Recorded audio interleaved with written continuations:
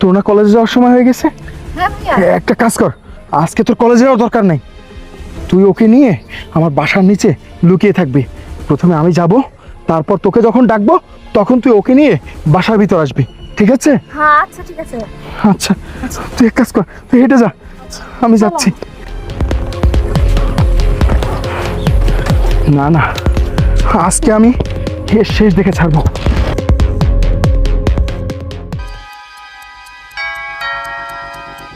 লবর, তুমি আসো, ভেতরে আসো, বসো, তোমার জন্য লেবু শরবত নিয়ে আসতেছি। সোনালি, শোনো। হ্যাঁ বলো। বসো তুমি। কিছু বলবে?